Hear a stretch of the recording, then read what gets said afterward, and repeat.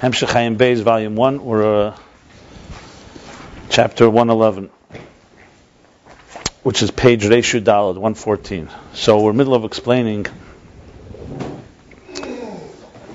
Yaakov's lifting up the stone, turning it into a matzeva, a monument or a pillar. So he explained in chapter 109 what it is, beruchnius, at spiritual levels. That's basically taking malchus, which on its own is a nakud that begins as essentially a kernel or a nucleus, which is a nakud that has no substance.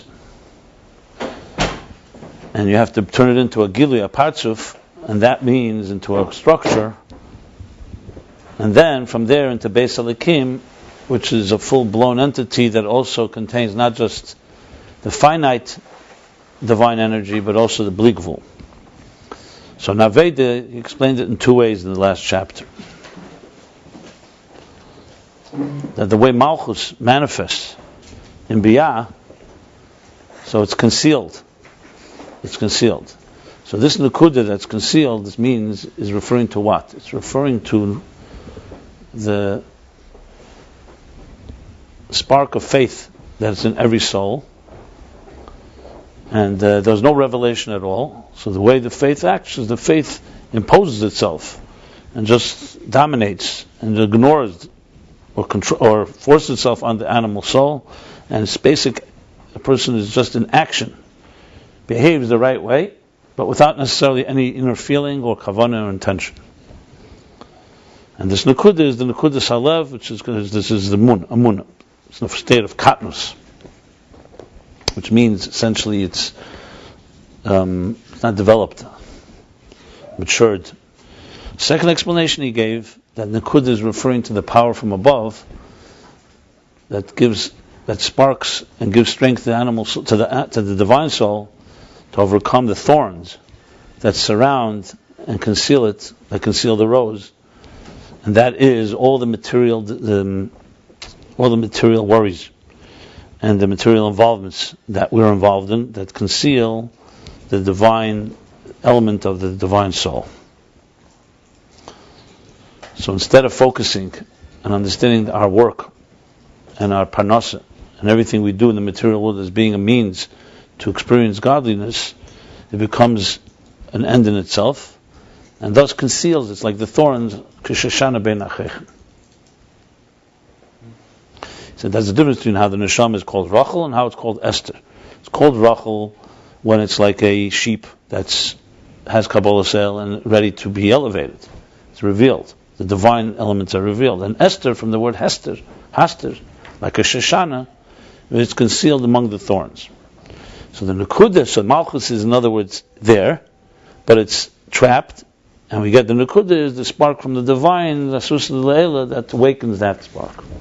So here we have what the Evan represents. The Evan that Yaakov turned into Matzeva represents Malchus as it manifests in Biyah.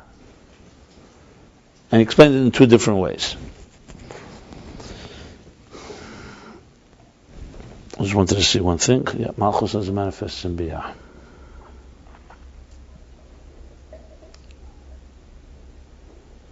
So it's saying that it itself is the concealment. Excuse me? It itself is the concealment. What is it? There's pashtus and malchus and biyah. The what? There's pashtus. It's not his pashtus. It's concealed. Malchus brings the energy. Malchus is essentially divine energy that's sustaining the lower worlds, but that energy is concealed. I think it's maybe the concealing itself. Well, when it goes through the parsha, as it goes into Biyah, it gets concealed. Now it can get concealed on a minimal level. It can get more concealed. He's not mentioning love on yet. We're not talking yet what Yaakov's avodah is. We're just talking about that concealment. Obviously, the point is because mir takelim. Okay. This is malchus and biyah. We're not talking about malchus. Malchus and Atzilus is also nakuda. He says that's the ayin of Atzilus. So let's just clarify something. Malchus and Atzilus, as we learned earlier, at the end of the day, the kelim, the containers of Atzilus, even of Asiyah, are holiness. It's only the garments, which is the parsa, the curtains, that allow for a deeper cloak, where things can get really concealed. In Atzilus, at the end of the day, we learned, in Atzilus, the Esther spheres, both Eris and kelim, are yichud. Let's spell that out. Which means, like you said, the two different types of unity. Yachid, which is complete, seamlessness, and Echad, that you see distinction, that's the kelim, but they're all one. That's not Atzilus. Even malchus of Atzilus is like that. In Biyah, what he said was, in Biyah, you also have the spheres of Biyah are still holy. But they're not like the body to the soul. So the faculties, using the example, the faculties, let's say, if the soul is chesed in the neshama, there's a neshama is like the eris of Atzilus. It has in it energy, but you can't really see it. The kelim are like the faculties of the soul. So chesed is like the faculty of chesed, and so on. Then there's the guf. The guf, for example, would be the right arm. The right arm is now biyah. This is no longer the faculty of chesed. But the arm, like the body, is still attached to the soul. Remember, it's still a container, relatively speaking. And it's a revealer. Right. Then come the levushim that we put on, the clothing we put on the arm. Once you have clothing, you're already protecting and concealing. Not completely. You can have clothing that still reveals you, or you have clothing that completely, like a person puts on a big cloak, you don't even know their shape. Then you have clothing that, he didn't discuss this, but there's clothing that's shaped according to the body. But the clothing potentially, as he said, when it's a ribu halavushim, you put too many cloaks, and then you're really getting total concealment. Lovan wants to intensify that to the worst, which obviously creates all the problems, because it doesn't want to have any flow going. Yaakov respects and is working with the parsais of Kedusha. Like you said, the parechis, the curtains in the Beis HaMikdash and the Mishkan are healthy. You have to have that flow. From Keser to Atzilus, from Atzilus to Biyah. So then and Yaakov wants to bring in abundant energy, additional energy, which transforms Biyah and elevates it to a place that's higher than the curtains. But the curtains are necessary. Lavan wants an intensification of them. Yaakov is creating the right balance. A matzeva. It's malchus. So malchus and Atzilus is still kalakus. Malchus, as it goes into Biyah, like he said, the neshama of Biyah and nefesh ruach of Biyah and the kelim of Biyah are also holy. But they've now been impacted already by a garment. There's already a parsa. The parsa is, as we said, garbled or disorganized words, an example that's of a foreign idea, as opposed to the letters in the parsa before Atzilus, which is also disorganized, but it's of the same idea. Same mahus, like engraved letters. I'm just summing it up. So now Malchus has gone through a lavush, but Malchus is still, in beyond the higher levels, it still retains its spiritual identity. But you start adding garments, so Malchus now is mislabeshes, mistateres. That's the words he used. Mistateres bebriya. We said two things. Remember, we said how Malchus is. There's two levels of Malchus. At the end of chapter Kuftes, he said that pierces and breaks through the and remains atik. I would say actually that's beyond. That's not. Yeah,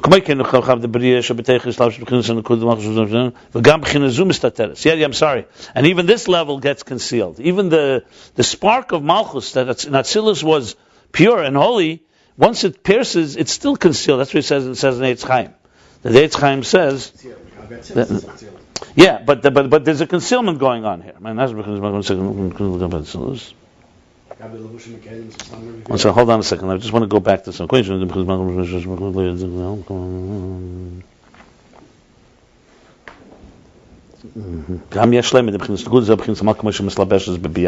Right, in chapter 109, he first spoke about malchus, how it's not Atzilus. Then he said, Gam Yeshlemer, there's how malchus goes down into Biyah.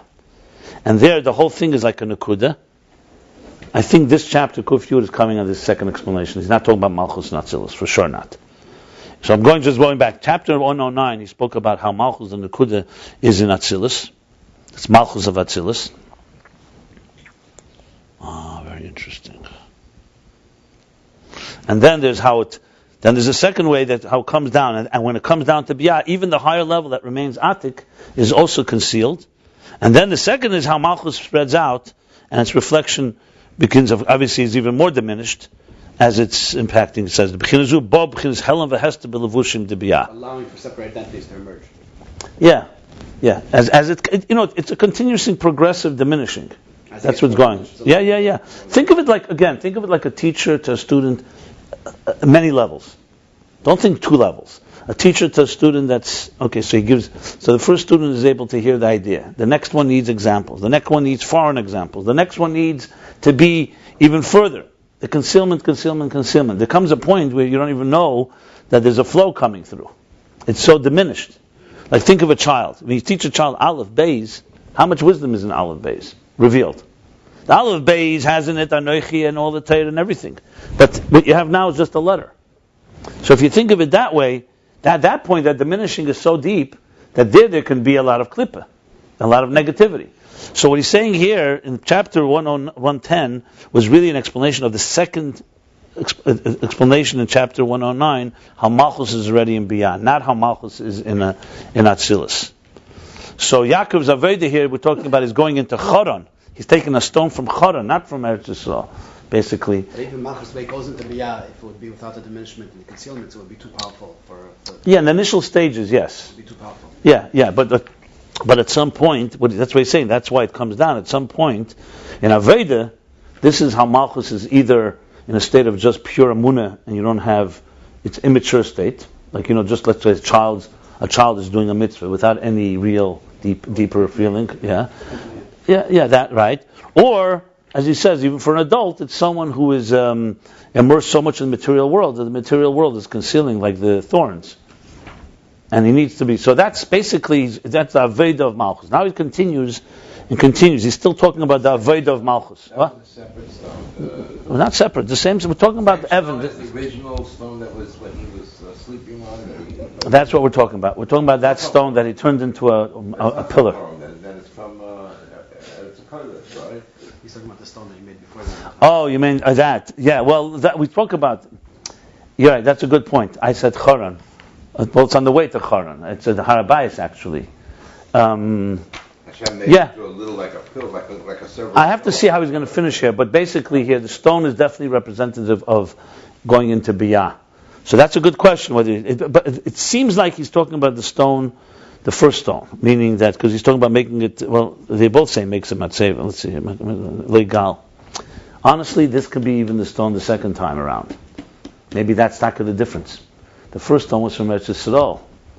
So that would be a stone. How Nikud that stone is in malchus of Atzilus.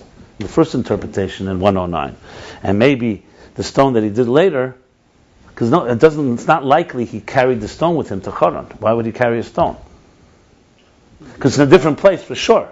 But I may be mistaken. 1 second. When he travels back, it's 3 days from Choron, so he's not in Choron anymore. So we don't know where's the location where they made. They call it Gilad. Gilad. Is Gilad near Yerushalayim? It's before you enter Galit. Before you enter Israel, because after that it says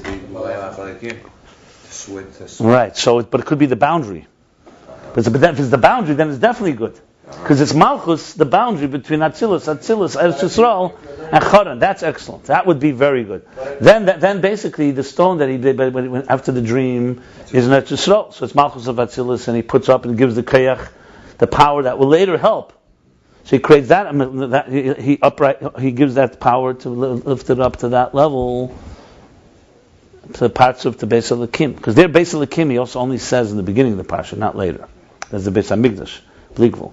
And now, when he builds the stone here, this is a stone already in Chutzladet. So this is already malchus in biyah, on a lower level, and that is also making a matzeva.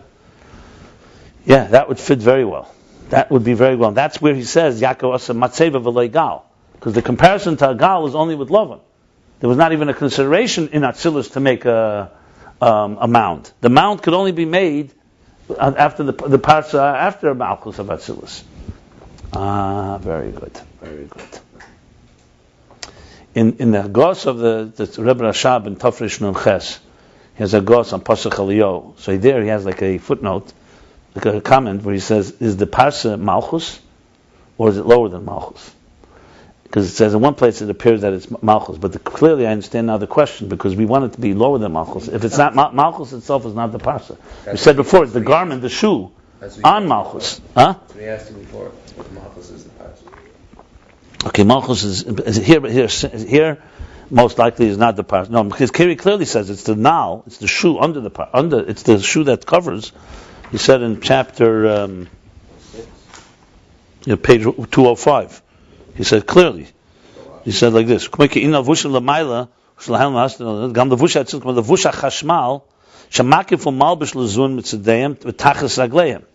clearly the garment that covers the feet. And then earlier he said by sandal. This could be a cup and galoshin. Nal hachefes reiv haregel b'chinas malchus. What? This could be a cup and galoshin. The galoshin, yeah. See Kuf in chapter Kuvav. Okay, very good. I don't know if you'll follow this. You got this? You didn't? Well, anyway, I think. It's very fast. Really? Yeah, there's 2 episodes with the stones. One is happening in Israel. I was just thinking maybe this is a good way to explain. The first one's happening in Israel, the Har HaMoriah. He takes a stone. Yeah, that's exactly. He was moved to the border. He went all the way to Choron, then he decided to come back according to Rashi, the Medrash, right? You Azalat Choron, and then he decided, how could I pass by Har HaMoriah without the davening there? So he decided to turn around, and then Eibishter made Kitzadach and also moved the mountain closer to where he was. So basically, according to that Pirish, it was almost by the border. So it could be it was the same stone. That's Hashem or made same it. place or Hashem similar made it. place. Okay, but it doesn't matter. I was just trying to say that it could be Yumtag, the 2 episodes. Right. One is more focusing on malchus of Atzilus, because it's still not with Lovan. He's on his own. He's doing a Beis HaLekim, turning a Beis HaMikdash.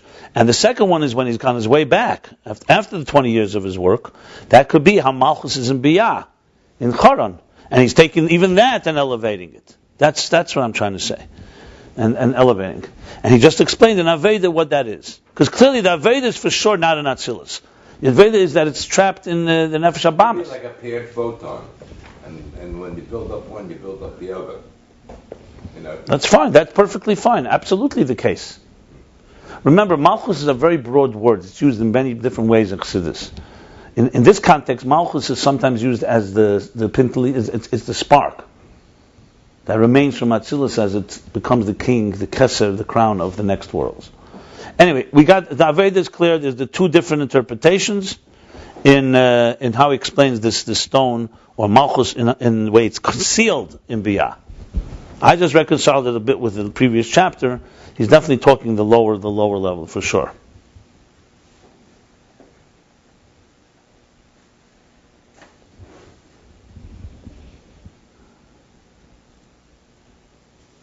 I'm sure he'll summarize the whole thing at the end of the line. Yeah, fine. I'm just working it through because I'm just keeping the flow here. Listen, if we have to correct something, we'll correct. If not, there's also, remember, he's not really speaking at the avoid of the freeing of it. He said only one thing. That when you mature and grow, that's the geula where you develop. Okay, let's go on. Chapter 111. In other words, a third explanation in this stone, or the way malchus manifests, the energy manifests in the lowest of levels. How the rose among the thorns. Let's use that as the title. We can also say, according to what it says elsewhere, Be'inyan v'tipa lifnei raglov. 1 second. V'tipa lifnei raglov, that she fell before his feet. Right. So he's talking about Esther now. Shebizman agol k'nes Yisrael libchinas nefila. So remember, we said Esther is haster, is how the soul is concealed. And here it says in a state of nefila. You see already going to kima and nefila. Malchus is fallen or raised. The way down, the way up. Fallen. Actually, the word lefnei knesset bechinas nefila. Vatipel. Yeah. Malchus. Yeah. Knesset Yisrael, which is Esther, is Mana Golis, she has to bow and fall before the feet of Achashverosh. So it's like this. David Hanefelas. And this is the level when we say the sukkah of David that fell, which is a reference to the Beis HaMikdash. Or congregation, Klal Yisrael. Okay, sukkah David is referring to David's sukkah. David's sukkah is like a abode. Different places explains why it's sukkahs, David, meaning that it has a certain element of lack of permanence, like a sukkah. But sukkah also means surrounds. Sicha, it's like you say the congregation. I think it also refers to the Beis Hamikdash by David. David didn't build a Beis Hamikdash. But it's called on his name. He started it. It's called on his name. I think okay, whatever the meaning is. Bottom line is it's referring to sukkah the nephelis that fell. And obviously, Lasud Love, Mashiach comes, we'll build the sukkahs. It's not in its prime. It's in its fallen state. It's in a fallen state, right? Kihine b'matan teira ksiv panim b'panim dibur Hashem imochem. B'matan teira it says God spoke with you face to face. That's panim. Shekos baruch im knesses b'chinas panim b'panim. The knesses on Kosh Baruch were face to face. Now let's just explain face to face. We don't mean physically. It's obviously metaphorically. Face to face, when you speak to someone face to face, that means there's a revealed love. You speak someone with your back to them, it's an insult. It means like you're, like it says in Tanya, it's like throwing something over your shoulder. It's like you're upset at them. That's why the Kruvim were face to face when it says there was Ava between. The Kruvim were back to back when there was an anger. So anger and love by God is not obviously physical anger and love. It means attachment and detachment. Love is an expression of when you're close and intimate with something. When there's anger, meaning there's this, it means that there's a separation. What happened with this distance, right? So when Hashem showed Moshe his back with the tefillin, there it was considered to be a revelation. It was saying not the face, but it's really the acharayim. I understand, but it's still the back, though. Okay, well, the back of God, on that level, everything is relative. There's no backs in God. Everything's different. Well, there's backs because God wanted it to be backs. So there's levels of experience. It's a weird question because the pilot says pale peh. Hashem spoke to Moshe pale peh. And panim also it says at the end of the Torah. Everyone asks this question. All the Mefarshim. That's why Rashi says kesher shel tefillin. Because of that. Yeah. Or the pirush that I bring many times here from the, the pirush that from the Rebbe brought then. Is that Tainus Esther? It's from the Panim Yafis. Yeah, Be'efin Shel Shlil. He ended up seeing what he says through not seeing. However you turn it, that acher is not. Another thing you have to remember, acher ba'acher. Okay.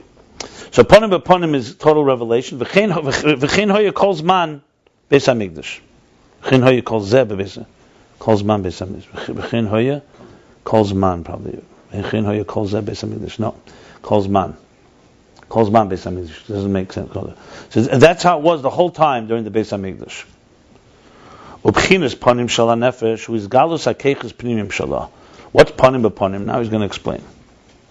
The panim shala nefesh, when you say the face of the soul, the spirit, who is galus hakeiches pnimim shala, is the revelation of the inner faculties of the soul. The hainu is galus hachayis shala, which means revelation of its energy, of its life. Kumoi atshi adimu ponov.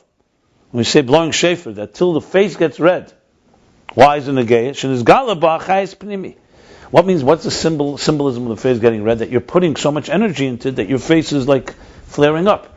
The blood rushes to your face because you're putting so much energy. That means you're exerting yourself. Something like he says by mitechi nafach, mipnimiyusei nafach. So your face has a natural glow. But when you want the pnimiyus hachayis, when you exert yourself, you put a lot of energy, the face becomes atshidimu ponov, meaning, so it's coming from the pnimiyus. Ponim, remember in Hebrew, ponim means face and also inner. It's not an external thing, it's actually expression of the inner. So he's talking here about, that's what ponim means. So it's not like you're just turning your face to God. Turning your face to God means you're giving all of it to Hashem. It's an interesting title, because we would think physically it means, either I look at you or I don't look at you. No, I don't want you to just look at me. When you look at me, bring all of you and look at me. That's what it means. Which explains many things. When we say people saw something, they saw a Rebbe and it didn't affect them. Well, you saw the Rebbe. It doesn't mean you saw his picture, you saw his image, or you looked with your inner self. So there's an element of actually, even though we know there's an effect even when you look at tzeniusdik, but clearly that's what panim means. So he's saying, he's interpreting it in a deeper psychological, personal way. Right. Right, exactly. Yeah. Exactly. Because that's the point. Don't just look. You don't just go there for no reason. You have to see and be seen. Just see and be seen, but also the word panei reikam. Don't go there to see it just for it's not a sightseeing trip. Yeah.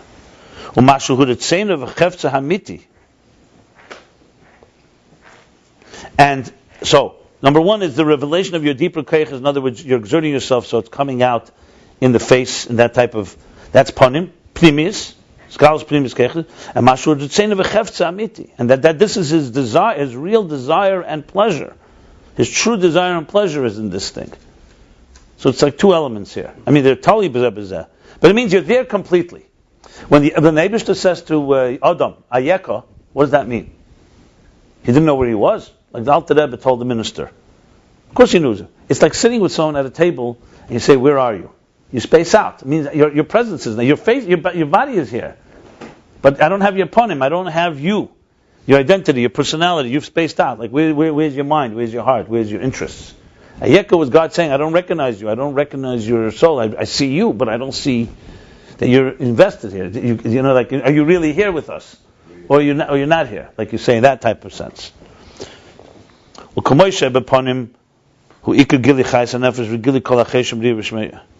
in a face.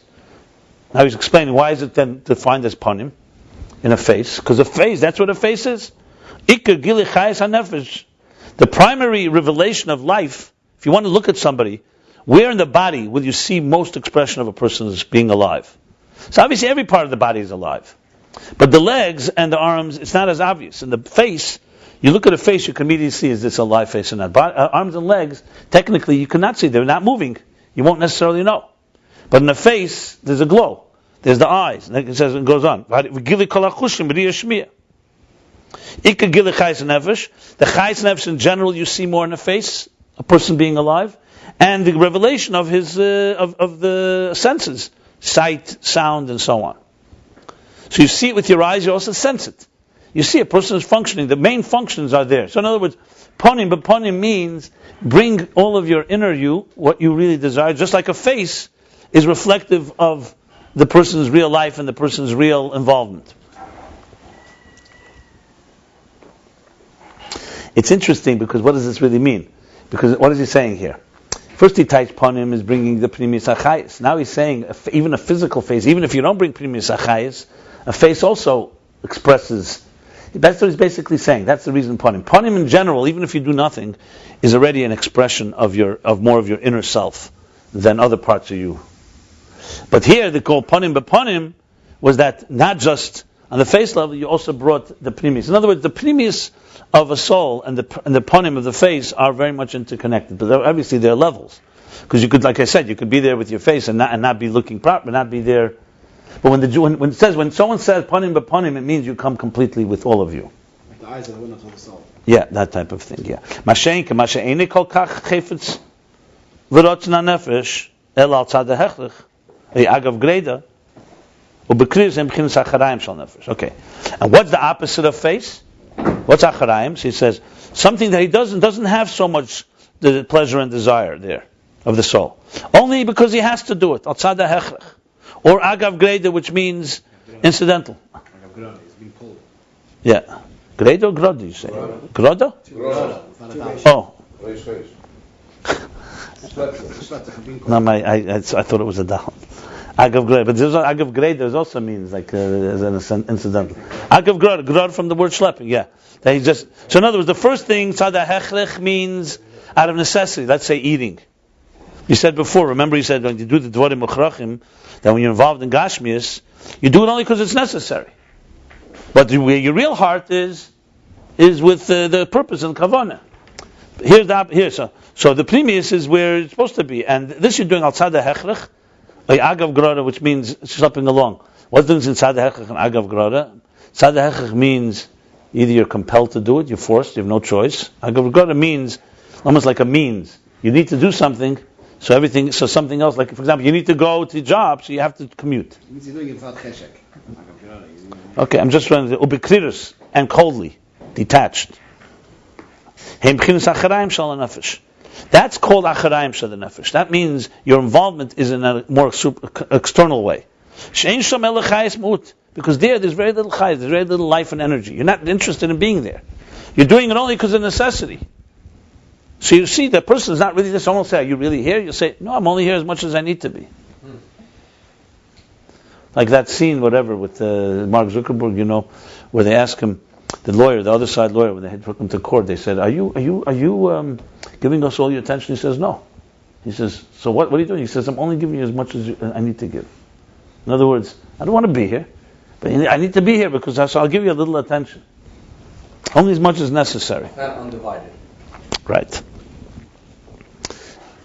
So it's very interesting. So that way is a good way to ask somebody, do I have your panim or do you have your acharayim? No, that's the real meaning of these two levels are. What about the students in yeshiva? Like after the Same now he's explaining that's how it was in the time of the Beis Hamikdash. Hashem. Listen to this.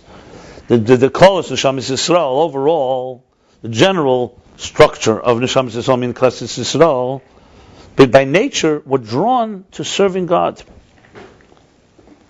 La'av Esei, to love Him, L'davka bei, and to cleave to Him. Miritzeinam v'cheftzam amiti. From their desire and pleasure, their true desire and pleasure. Zehu ikar chayes hanefesh. This was this is the primary life of the soul. To align itself and to be drawn and love and cleave to the divine. What are you touching pleasure? Are you touching pleasure? Because he's saying Ratzon. Ratzon is desire, so Chefetz, I'm making pleasure. That Ratzon is want, will, and Chefetz is Primus HaRatzon, desire. But before I was teaching, it was intentional, because since I was using Ratzon, desire all the time. As opposed to, so Ratzon is more, Chefetz is more like Tainug. Chefetz is in between, goes Ratzon, Chefetz, Tainug. How would you translate? Will and desire? The desire and their want. And will. Okay, want and will is the same. Fine. Okay, fine. I desire and pleasure. It's probably both correct. I think will is just, will can be forced also. That's why I use desire. It's a little, in other words, they really want to be there. It's not just but fine, I'm not going to go into Ratzon and Chefetz, as I said. Ratzon is called outer will. Chefetz is called inner will, which is usually desire. But the word will, I don't like will, because it means nothing. What does it mean? It's still part of Arich. There you go. When you say Arich, he understands it all. By him, Arich is Genug. No, but want Mashiach, not the word want. The Rebbe Tasha Chafetz in Mashiach. The word Chafetz is want. Yeah, because Chafetz is more than just this. There's two types of, see, for example, I want to eat, or I want the pleasure in the food that I eat. So that would be like, so Ratzon, Chefetz is generally Primus HaRatzon. And then there's Tainug. So the difference, and my question is, how would you translate Ratzon, Chefetz, Tainug? Let's have three translations.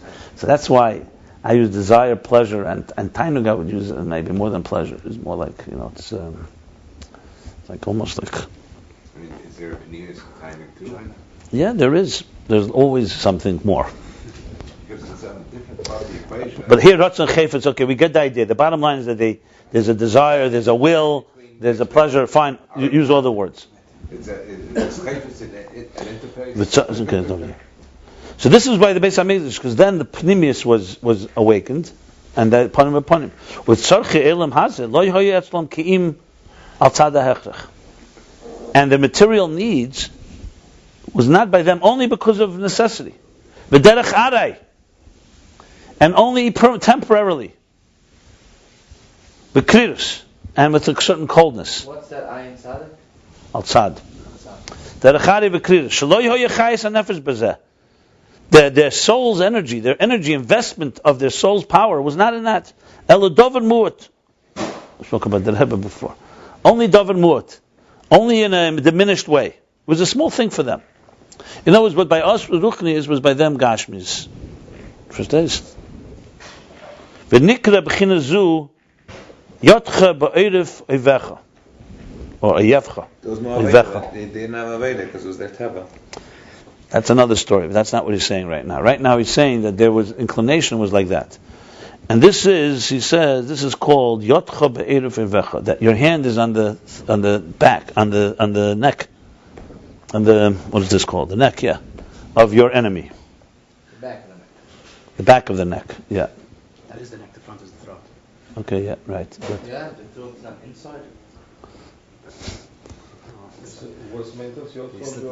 Okay, what is the meaning here? I'm not sure. From the hand, but she's they go to the front.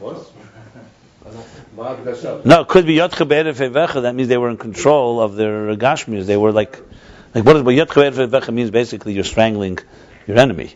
The enemy could be the Elam Hazaz, the enemy. So you were in control. I'm not sure. You have to see commercial. I'm not sure what he means. Dover Muat, huh? That's the Chayda what it means. But you could also say because Bapasha. So what it means? No, you're in control. Before we said, remember we said in the earlier previous chapter that the thorns are in control. That we live in a world where you forget the Gashmis becomes your material pursuits as the Ikar. So here seems to be the opposite. I have to look that up. That may be wrong, but it sounds like that. It's like creating a cat by the back. Where's it from? It's from the brachas. From the brachas. Yaakov or Moshe? From Moshe. Yatcha be'erev vecha, and which Shevet? Okay, it doesn't matter. Fine. So now I'm trying to remember what it says elsewhere. Yatcha be'erev vecha. That's Bapashas. Erev usually refers to Acharayim. That's it. Yeah, it is. You're right. It is definitely that. Erev is Acharayim always. That's why we speak. Pare is Eisius Heref. Pare is the same letters as the back. Because he's like the Charaim, he gets the Chayas, he gets his energy from that. That's what Yotcha Be'erev Vecha means. You are basically you're holding on to your control over the Charaim of the back. Yeah, like it says,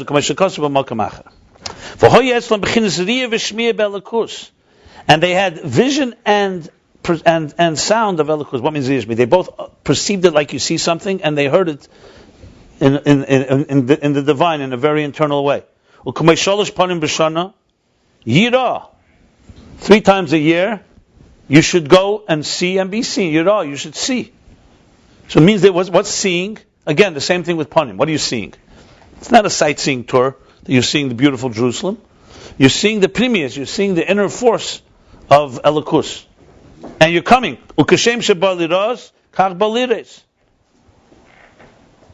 Just like you came to be seen, you also come to see. It's Panim b'Panim. By Yaakov, yeah? Okay. They literally saw divine revelation in the temple, in the holy Beis Hamikdash, in the Beis Hamikdash. Which always bothers me whenever I read this, hear this. Because then they said, Sinas Chinam, they destroyed the Beis Hamikdash. Now, Sinas Chinam didn't happen one morning. It means they were living that way until it became intolerant. So how are they some people see Gil Elikus? But I have an answer, which I'd rather not say. We have also Gil Elikus here. And things were, like people who don't remember before Gimel Tammuz always ask me, what was it like? They think it was like, the Beis Hamikdash stood and everything. So I said, let me tell you. That first of all, we had Yetzer Haras then too. Don't be shocked. We had Yetzer Haras. Can you believe it? Right? Yeah. We had Yetzer Haras. And I don't know if the Yetzer Hara was weaker 30 years ago than it is today. Maybe it's weaker today according to the Rebbe. So, that's number one. We had Yetzer Haras, and without going into all the details, the saying is there's no difference. Ali Giluyim and Ali Giluyim. So, that's more difficult?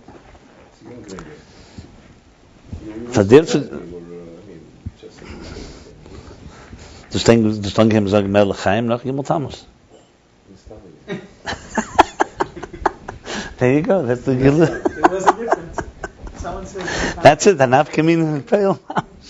Here we have Brother Kaminus. Let's not be boy. I said more before. No, my point of the matter is that there could be Gili Elikus and you see it, and if it's not internalized, they had that same problem. In many ways, maybe even more. Today, it's probably more internal at the end of the day because we suffer a lot. Today, like the famous marshal from the Barditchever about Shabbos Chazain, that the two levushim, the Eibishter,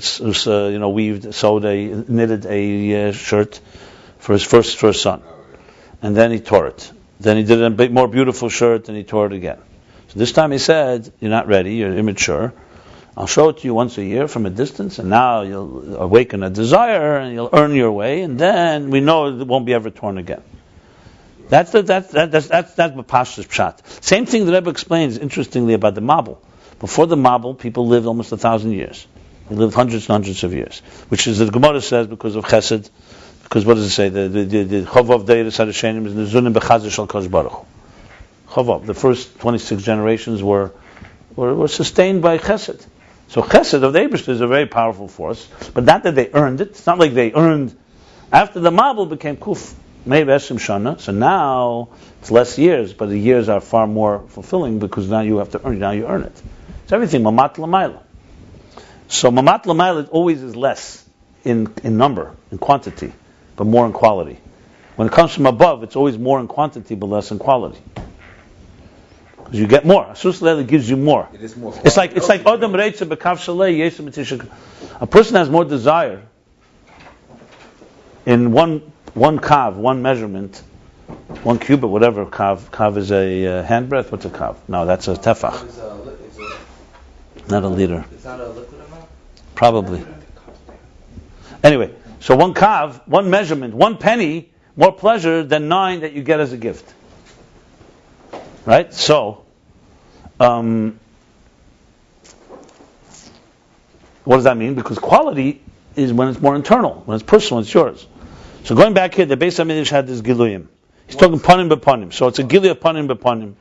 So the bechina of Yadcha v'Arfa Vecha is just means a revelation of godliness? No, it means the opposite.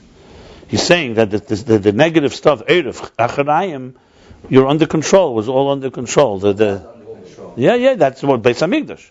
Okay, but it's still filtered. What I just said was a little tantrum I had that had nothing to do with Pshat here in Ayin Beis. In Ayin Beis, he's speaking here of what means panim b'panim. I, as an aside, addressed this issue. How could they have sin as chims? I said because clearly it wasn't totally internalized.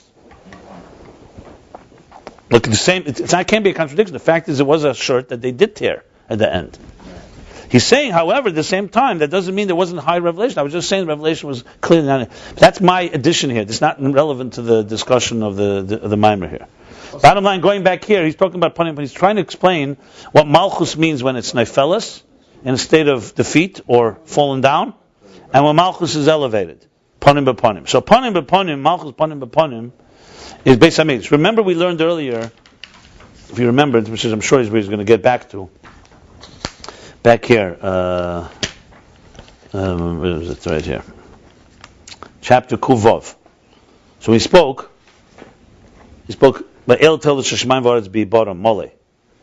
So he was talking about how Malchus is in a state of elevation. Remember that whole discussion? Malchus is in a state of elevation. That's the Kalim of Malchus. Are in the way of Evan Sapir. They're Kalim for Elikus. So he said in the beginning of creation it was that way, and also by this man of Beis HaMikdash it was that way. Moed HaGadol. Malchus was a Moed HaGadol. That's basically how Malchus is panim panim. I mean, he's going to probably conclude it. I was going to say it later, but since we're talking already. She says Malchus, he says, she says that, how was Malchus then? She says Malchus was, the Vavke was on the level of Yudke, right? When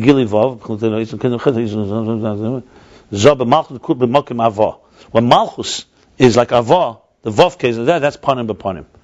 Where the lower levels are face to face with the higher levels. It's the concept of Nesira or the Mechava before they were separated and after. They began as one entity. So there's a whole thing like, panim b'panim, ocher b'ocher, and so on. Yeah. He says the Gili Beis HaMikdash, he definitely says it somewhere. One second. Come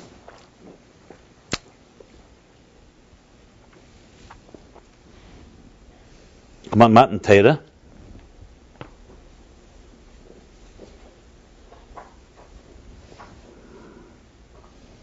Okay, you may be right. Here it says Matan. He says the beginning of the Bria, by the beginning of the Bria, V'asad Love and Matan Teira. But then by Lavan he does say that the Beis HaMikdash as well. Yeah, because when he speaks about Beis Elokim, maybe that's where he brings it.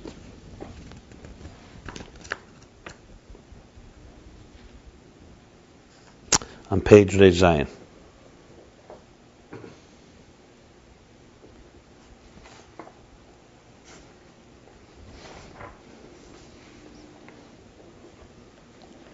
Yeah. Right at the bottom here.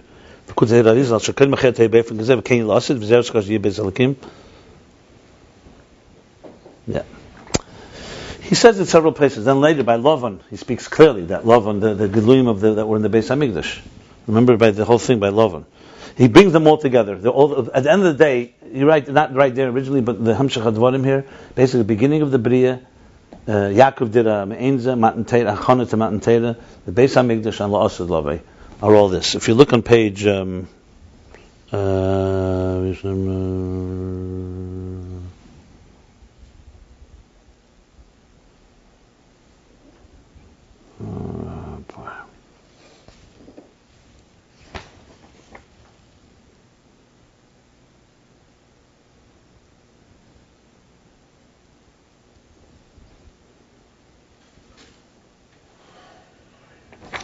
he speaks about the Bali Tshuva and the Gili Bebeis Hamikdash. Yeah.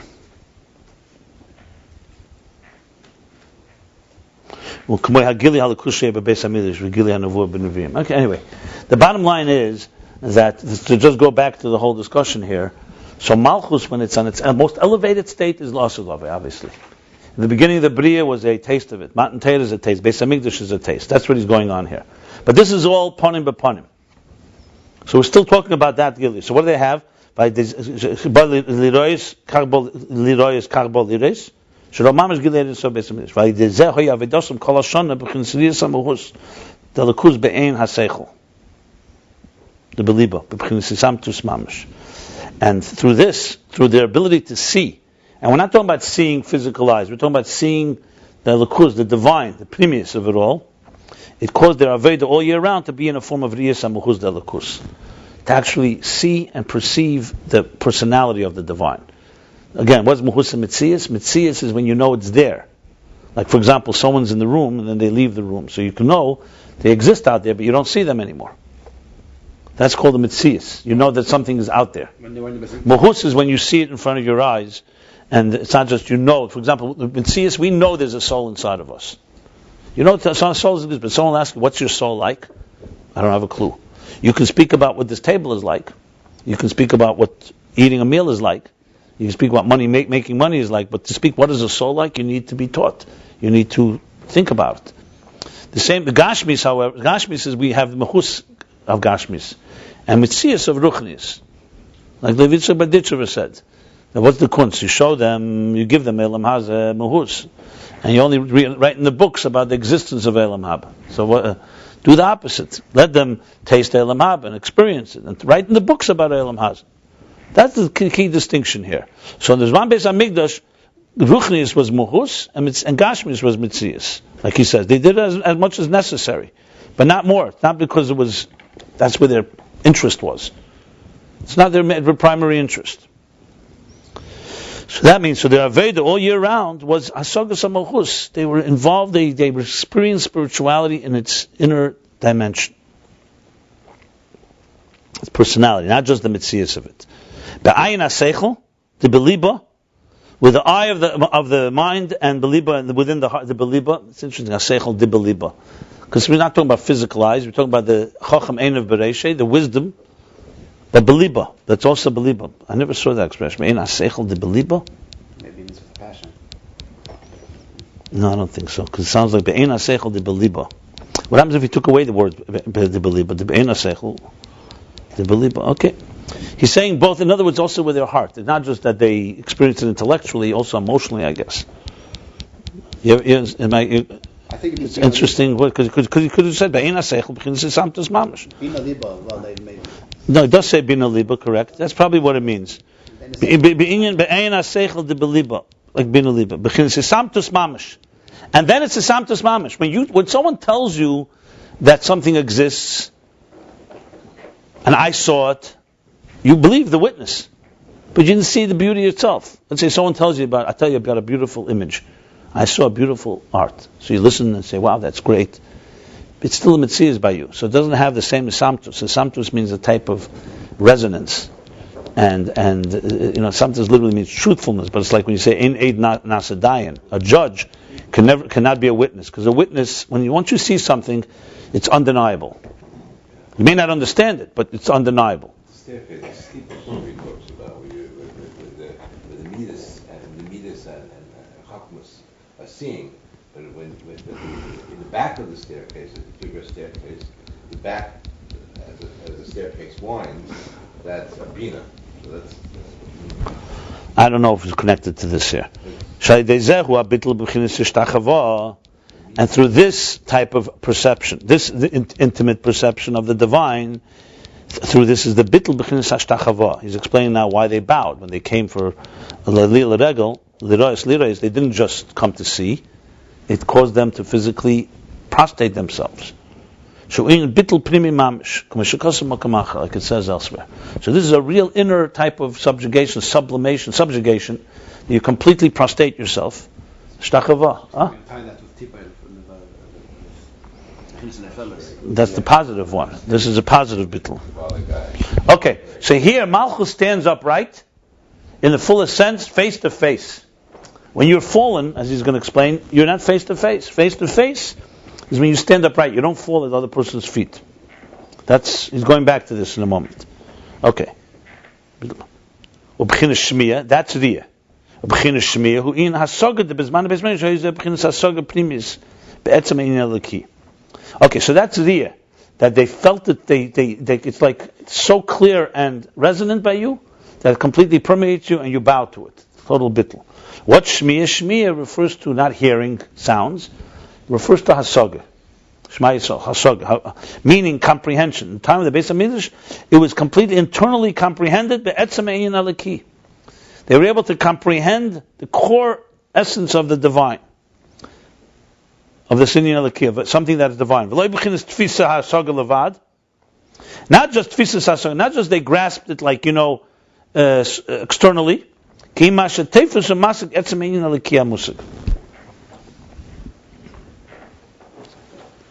He's using both places, tfisa. So tfisa hasoga levad is like when you get you get a sense of it. You say, something, I got something. But when you're saying here is saying hasoga prim be'etzem ein eliki, so tefes mas etzem ein eliki musig, you're talking about you really get it. You really internally comprehend the core of the idea, not just a piece of it. Like that's what it sounds like. Tefes hasoga ki mashetevs mas etzem ein eliki musig. Shezein is galus keich hashmiyah. That's the revelation of the power of hearing. So let's talk physically. There are two people, both have healthy ears, they hear the same message. One person hears it, one person deadheaded hears it differently. And you can see levels in that. Some people hear and they can repeat even what they heard. They didn't really get it, they didn't really internalize, they didn't get, or more than that, not just they didn't internalize, they didn't hear the real message. They didn't really hear the real message. Remember we learned before about Chochma Mevin the Medaite, that they may even get it wrongly. They don't get the primis hakavana that a person who really understands will appreciate. So there's two ways. In other words, not just because you heard it physically doesn't mean you got it. And then there's internally getting it. That's what was Beis HaMikdash. So both Riyah means more of a sensation of resonance, not so much concept, not so much understanding, comprehension. Shmiya, Chachma is Riyah, and Shmiya is Bina. You have this in both Beis HaMikdash? Both, yeah. The Beis HaMikdash, Riyah, Shmiya, Belakus, was complete. Oh, sure. That's panim upon. It means when you're standing face to face with someone, the real sense of it. When the Eden stood, the God spoke to them face to face. They experienced godliness in the fullest sense of the word. They saw it, meaning they perceived it in the fullest sense. It resonated, the real inner, and they were completely immersed in it. That was their life, and they comprehended it completely. Look, the reason he's elaborating is because it's very easy to understand the contrast. Let's talk about what we are like. By us, our Riyah and our Shmiya in Ruchnius is very, very superficial. In Gashmius, it's complete. Think of, I don't even use a negative example. Think of when you see something you like, how much it consumes somebody, physically. Like you see it and it's like this thing is beautiful or powerful and, the power of vision. Just look at how people look at images. People are taken by external images. Shmiya, the same thing.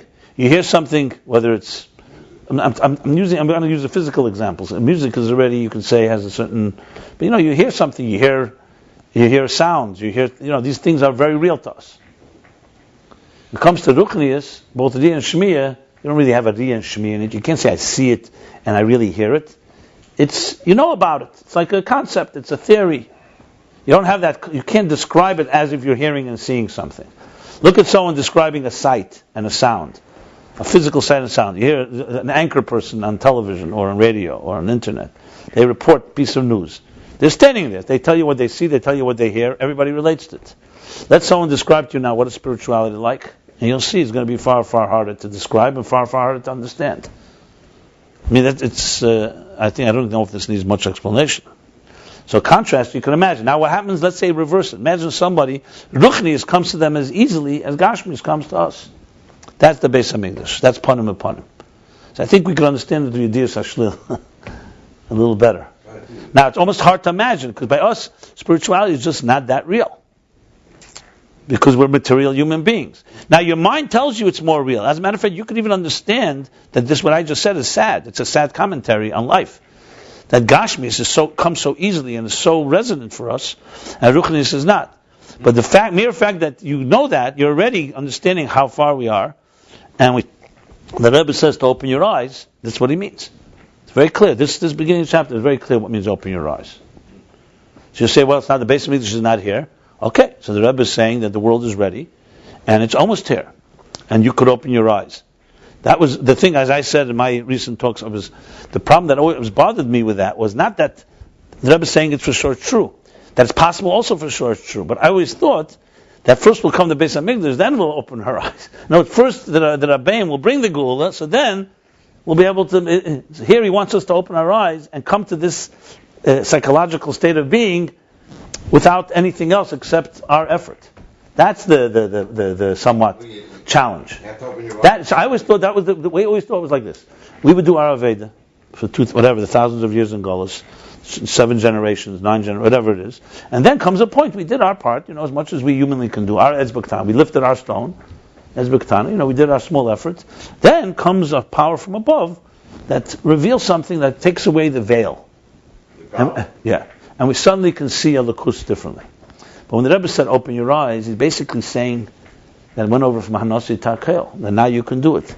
I'm not shocked by that, but that's what he's saying, but it's a very strong statement. That, to me, is the most radical thing the Rebbe said. You can't even compare, to say that who's Mashiach, the Rebbe Mashiach, is nothing compared to this. Say who's Mashiach, you always knew every generation is a Mashiach. Someone has to be Mashiach.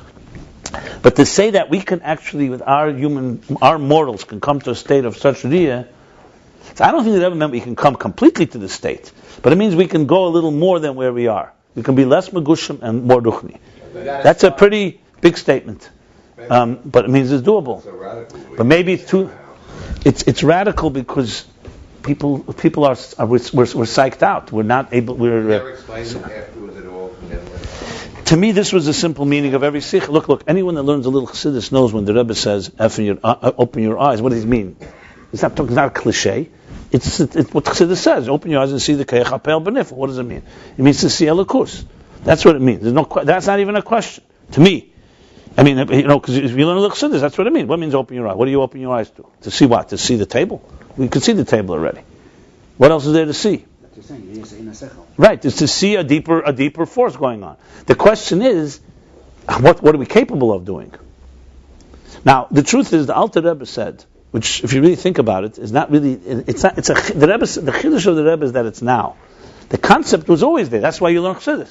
That's why you learn Torah, for that matter. That's the purpose of creation: is to come into a world of chara and everything is concealed, and to reveal godliness. I mean, we say this in every mimer. That's the kavanah.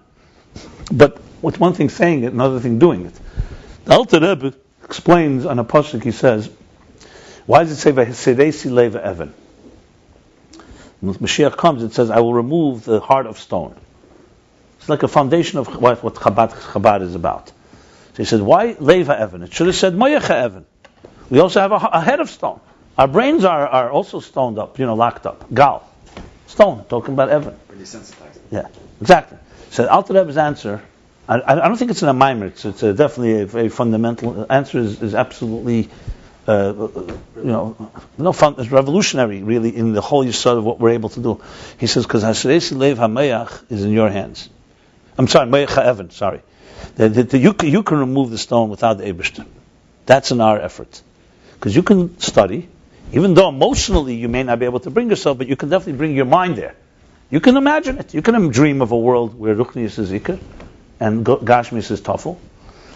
The heart, the emotion, that is trapped in Golus. That's already something that's, we convinced ourselves, like I said the other day, we convinced ourselves the Yetzer Hara has power over us. And it's almost impossible to change that type of attitude. That's why Heresi Leva Evan, who's going to take away the stone of heart, the heart of the stone, Leva Evan, a heart of stone, and turn it into a heart Lev Basar, a heart of flesh, that only comes Momaila. So when we remove the stone of our heads, and we turn our stony minds, our material minds into spiritual minds, God will turn our material hearts, stony hearts, into spiritual hearts. That's what he says. Isn't that unbelievable? It's the sort of the whole thing. So when you learn Exodus, that's what you're supposed to be doing. Exodus says, learn it, it'll ultimately impact you. It'll lift you up, it'll give you a different way of looking at things, and it has to have an impact. Obviously work Aveda as much as you can. But the bottom line is, there is a step that will come that is not in our control. The Rebbe is saying that now is the time, one, and two, you could do something more than you've done till now. And I don't mean just another mitzvah and go put on another film. Do that, but it should be permeated with an element of being able to see some malchus. Now, some say, you could say two things here. Did the Rebbe mean everybody? Because you could say the Chavches Nissen Sicha says 10, then he goes to 2-3, 2-3. So you could say that the Rebbe really maybe was not talking to everyone as people. The question is, who's that one? We have to all think of it's us. But you could say that. On the other hand, the Purim Mem Zayin Sicha doesn't make that limitation. So I mean, you could argue that in Nun Aleph was 4 years later. He realized that no one's doing, so at least 2 and 3. I don't know that you could we can that. But there's no question that there's the capability of going to that place, and 2-3 was only at the end of the Sikha, no? Yeah, it was going down. It was like Avram by Zdoim. It started with 50.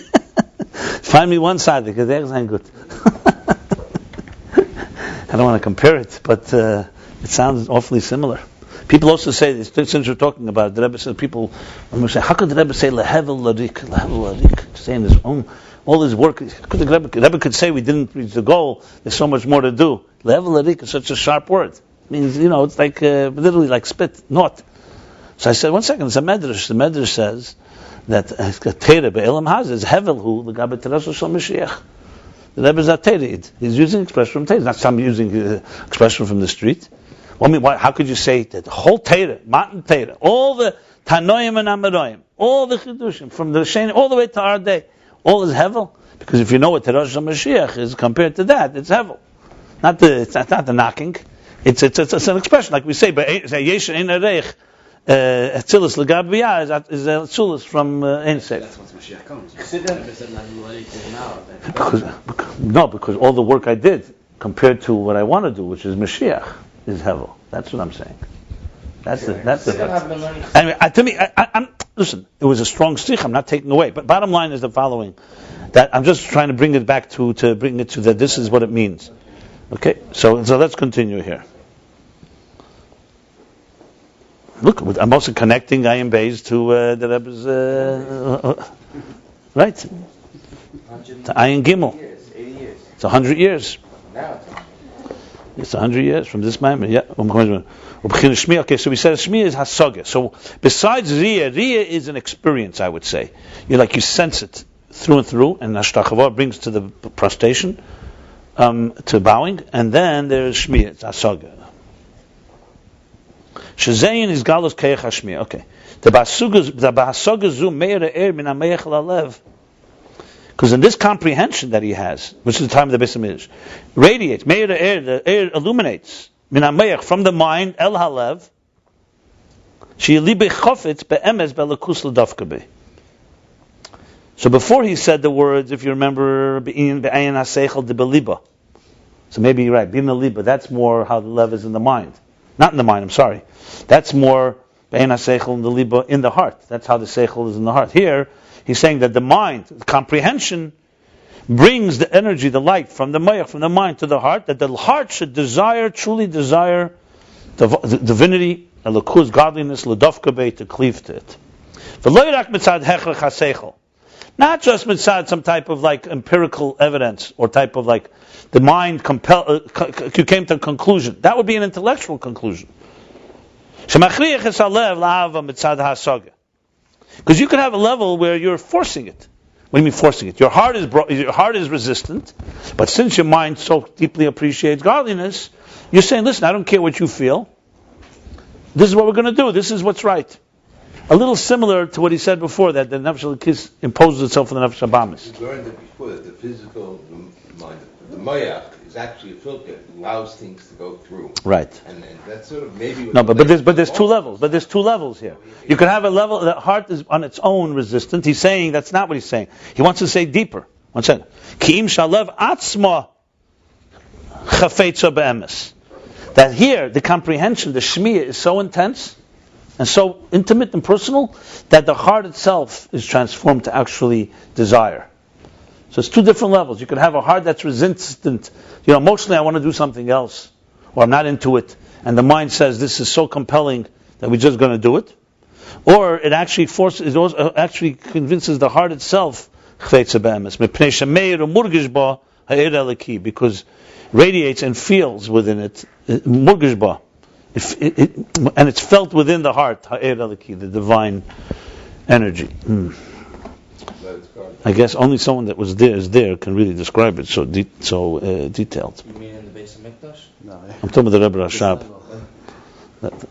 These neshamas loy haya churban, it says by the Rashbi. They didn't have a churban.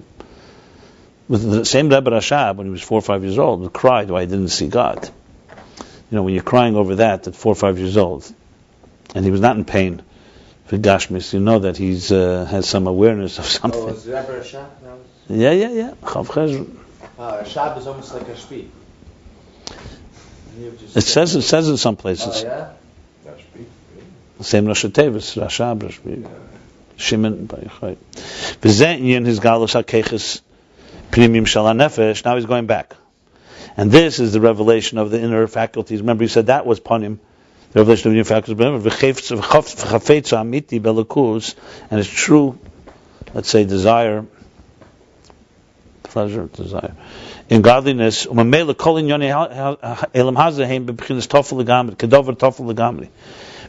All things that are material are completely tofel, secondary. Tofel is more than secondary. Tofel is like incidental, not incidental. What means tofel? Secondary. What's a step beneath secondary? Thirdly? Subordinate. Yeah, that's also good. But that subordinate is not the right word. Tofel means it's not an ikar. It's not ikar. It's primary and secondary. It's secondary. Yeah. Now I just want to say. I want to just say one thing. I think, and I'm just going back to because I think to personalize this, what we just learned now is absolutely doable. If you really believe in the truth of this, and you can understand, appreciate it with your mind, like I said, the Leva Evan, there are ways that we can bring ourselves to a state like this. I know that's a stronger statement, but I'll tell you what I'm saying. Because I'll give you an example. We all have times, moments where we are in this type of state. It may not be ruchnis. This may not be ruchnis, but the fact of the matter is, I mentioned this. When you're really consumed with something, a project, or something you're really involved in, it could be kedusha too. It doesn't have to be klipa, right? You can be up all night and not even aware that you're tired or hungry, and suddenly you realize I didn't eat for 12 hours. This happens. I'm sure it's happened to everybody. Yeah. I'm trying to point out an example that. Well, what's missing? What's missing is we don't have such passion when it comes to lakus. That's what's missing. Not that it's not possible. Everybody's possible. You're passionate about something. Other things that yesterday were important to you are not that important. I remember Lahavdel Avdol. I don't want to compare it, but I just want to give an example. I remember when my father passed away. So I sat shiva. It was like completely surreal, impossible even to describe. I remember the day when we got up, and I walked up Kingston Avenue. We walk around the block, blah blah. No one should know of this. Then I walked up Kingston Avenue. I'm speaking literally. I remember it vividly like today. I'll never forget it. And I was looking around. 7 days, you're more or less home, you're not really in the street. But more than that, death, it just completely takes you another place. And Elam Hazeh has less tefisa, there's no question about it. And the things that were important in the moment, like what you dressed like, vanity, the petty things that were involved, become almost meaningless. Simply because of whether it's the grief or it's just the loss or the shock, whatever, I don't know the reasons. But it was clear to me, and I said to myself, I remember I said to my sister, I called her, I said, how long will it take till this Elam Hazeh, we're back in?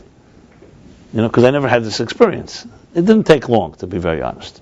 I saw the pizza shop, but I had no interest in buying pizza then. But a week or two later, no problem.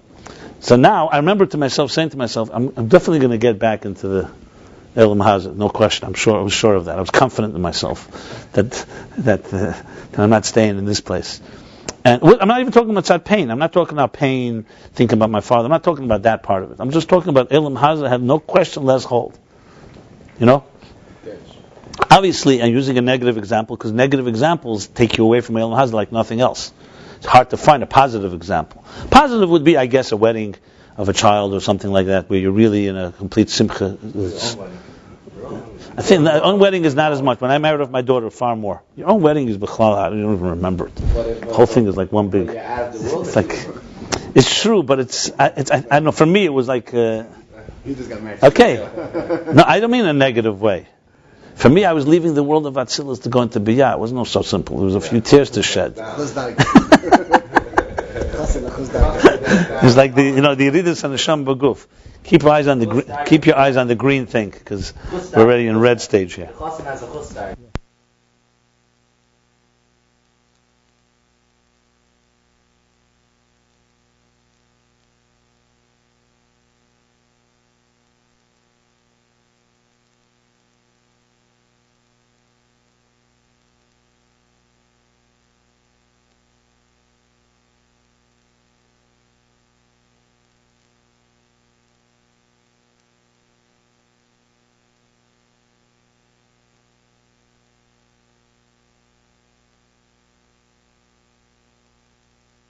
Okay, so you learn Chassidus and Yifabreing, it's meant to bring you into a state of being like that.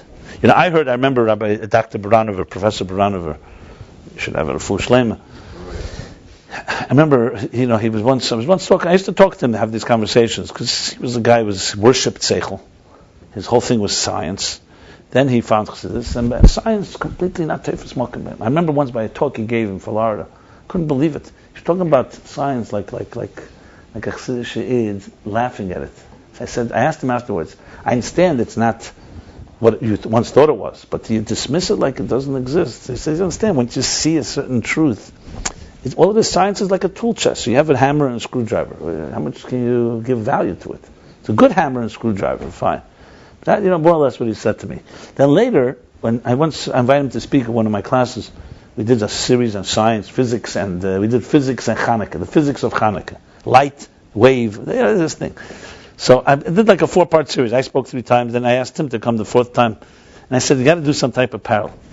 He didn't say one thing about physics. He's talking about his Chassidus Verbringings in basements in Moscow, and Yutas Kislev, and how they were holding up the world. He says, in these little basements we're holding up the world. And like this was our life. And he didn't even mention he was a scientist. When he was no. Riga, maybe. But he was also in Moscow, was he? He was traveling, yeah. No, maybe you're right, Riga. Yeah. No, I think because Moscow, he tells the story. Where did he meet Notke Riga? The Notke Riga he met, I think, in Moscow, not in Riga. I don't know, I'm not sure, okay. Don't hold me to the I don't remember. In Riga. Yeah, but it was under Soviet rule. Yeah, it was a Soviet satellite, yeah. So I remember, afterwards, everyone came, it was a packed house, everyone came to hear science and physics. I even wrote an article, I think I called it The Fiasco, because we invited everybody to come to hear about physics and Chassidus. And this. And then I said, what he really revealed was the wave and particle, the real wave and particle. So he didn't use the word physics, whatever. The real paradox, etc. But afterwards I said to him, we're going to talk here about physics. It was interesting, like, you forgot the theme? Or he says, so he told me, I remember it was again, he says, you have to understand, when you asked me to speak, I go back to what I learned was the truth. When I came to America, or came to Israel, he says, we lost something, because there, when we Fabring Yutas Kislev, 3 of us in the basement, or 5 of us, we felt we were changing the world. Because the rest of the world is in Galus, and they don't know it, and we do know it. And by Farbringing, we're like breaking the hold. He says, once you came out, it became comfortable. We didn't have that type of sense of urgency, that element. She says, not that I want to go back there, but there was an importance to our lives that I don't feel significant like now. So I come to you, ask me to speak. I shared that. Look, here's a man from before the Parsa, or behind the Parsa. The Masach HaBarzel, which is what Lavan wanted to do. Lavan, Masach HaBarzel, an iron curtain. So the point being, why am I saying this? That if you take these things to heart, even if you're not there completely, there's no question that you can find ways. I said this to the woman when I spoke on Shchedesh Kislev. You can find ways, especially with children who are innocent, Like the Rebbe said, what's a shuldik? I understand this now a lot deeper than... I remember when the Rebbe said, so you don't believe, why are your wife and children shuldik, guilty, or why are they shuldik? I say shuldik. Why should they suffer? Why should they be suffer because you don't believe? What was the Rebbe saying? That you should fake it? No, he's saying, if you take it seriously, do it for the cause. So you don't always feel. You don't have to always feel something. Why are they paying the price? Yeah. So what I'm saying is that that there's no question. You take this to heart and you speak to people who are not jaded yet, like some of us are. I won't say all of us, but some. And have our skepticism and all the whatever routines that trap us. Jaded. Jaded. How do you explain jaded? How do you go explain jaded? Jaded means you come. No, jaded means you begin pure and then you grow all these layers. Numb. Yeah, you get numb, kalt. Jaded is distorted. You have new. Right. Jaded is the Jaded is the crust that builds up that you need to crack off. However, that crust manifests. You do all this stuff and this and that. You become numb. 100%. Touch and everything like this, and then you get married. Just something really good, new. Absolutely. The whole world is numb. Everything has become numb. Anything real has become. So no, my point that I'm saying here is, if you take words like this seriously, there's no question you can find examples. First of all, I was giving an example of being consumed with something. So the challenge here is not that you can be passionate about something and everything else is tuffle. The question is, how do you find it in divine elements? So I think one of the ways to do it is when you mashpia on others, you become far more excited because you have responsibility. You're in it. And also with children, when you fake the heart and you feel it, you have to sit with children and figure out, create some type of game or imaginary thing. What the world would look like if there's Gili Ein Sof Be'elam Hazeh Agashmi. Children come up with brilliant ideas because they don't have the Elam Hazeh is not so tefes makom by them. But instead of what we're really doing is we're training them to become Elam Hazeh people like us. In other words, that the physical should become the ikar and the neshama tafel. By children, the neshama is ikar, not the guf is tafel. I'm not getting now into their emotion. I'm not talking about that children don't have yet the exerted of the, but they're hevel shem beichet. In that sense, Elam Hazeh, they don't yet know what money is. Go explain to a 5-year-old what money is and what it does to people. You wonder what you're talking about. It's for him as foreign as for us ruchni, basically. So anyway, I just wanted to say some dvarim hayitzim min halev. That's very nice. So you want to give me a medal? For saying, here's a medal for saying some words from your heart. Fine. Once in a while. Now, here gets the sad part. We just spoke about the good part. Now comes a big mashenke. Okay, here's a mashenke. Whenever I see mashenke, always my heart sinks because it means I don't even need to know what it says afterwards. It means like he would say, Vayishlach, Mendel Futterfass would say, when the zweite mashenke in Perek Zayin is gar bitter, because the second mashenke in Perek Zayin, where it talks about the mefalt arab, the Chassidim used to say the second mashenke is very, very difficult. You look it up, you'll check it out. It's actually, I think it's mechitas of my birthday, to be honest. Hey Tevis is my birthday. Hey Tevis dike. Hey Tevis is a big mashenke. Hey, Davis, we're already holding Zion?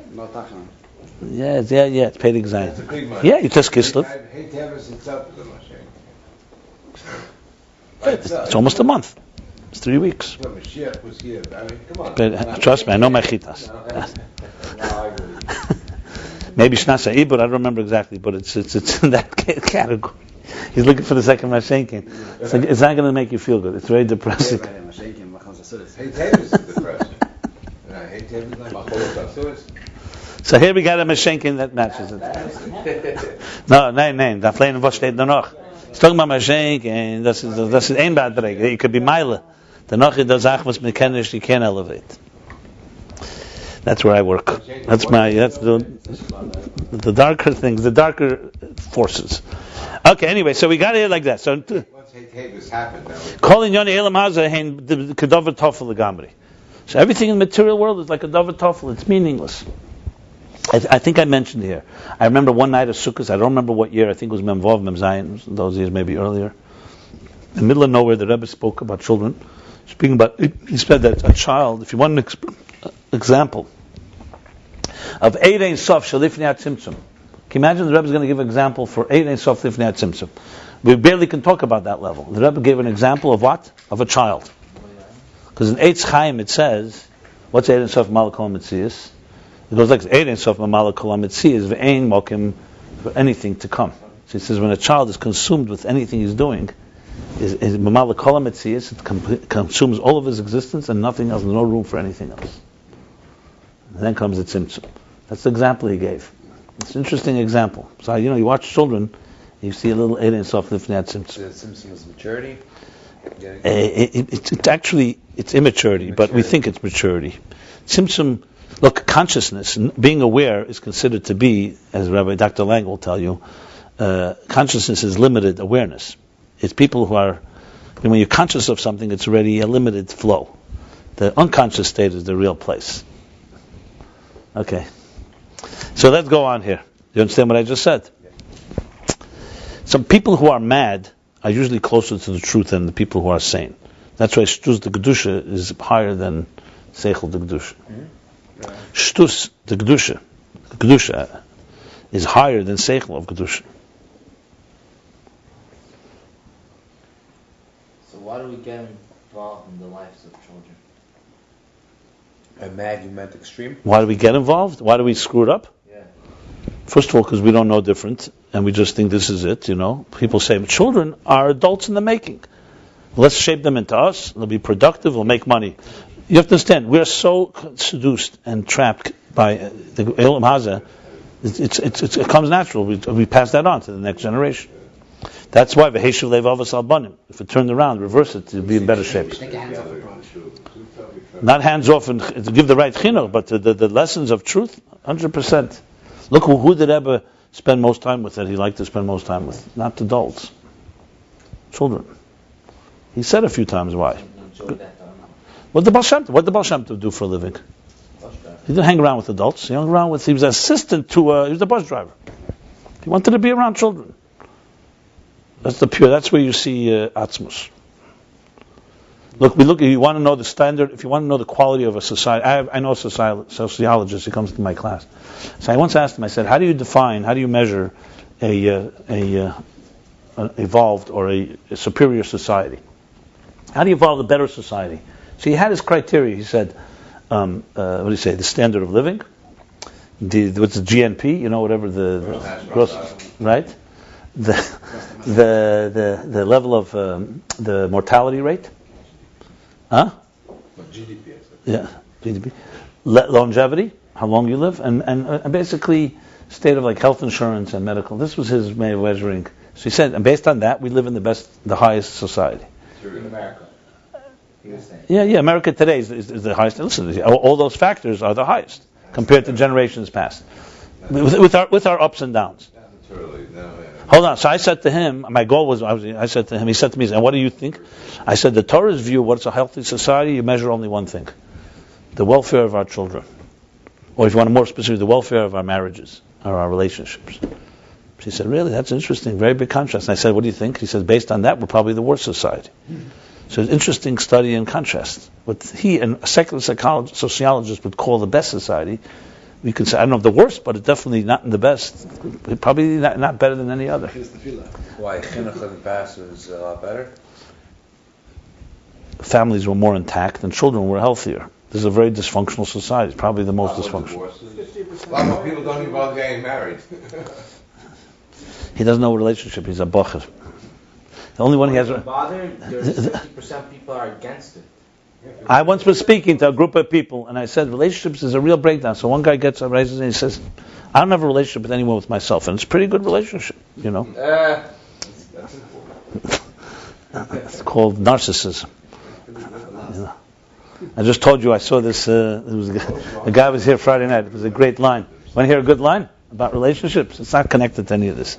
But anyway, I'll just tell you the good line. There's a guy here who was telling us that in Alaska, the rate of ratio between men and women is almost double men. There's more women? Men. There's almost double. So they asked one of the women from Alaska. She says, "What's happening there?" She says, "The odds are good, but the goods are odd." I think that was the good. I want to write a book called "The Goods Are Odd."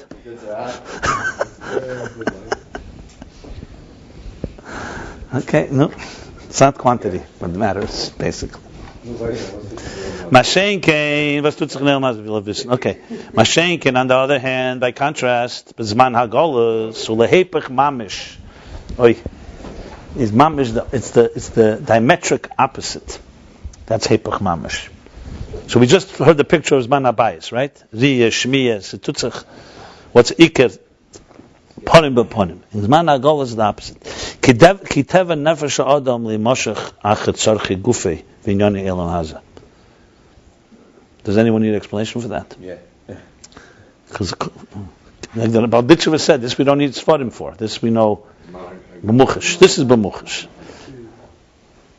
Because the nature of the nefesh adam, of the spirit of a person, is to be drawn, is to be attracted, limoshach acher, to be drawn after or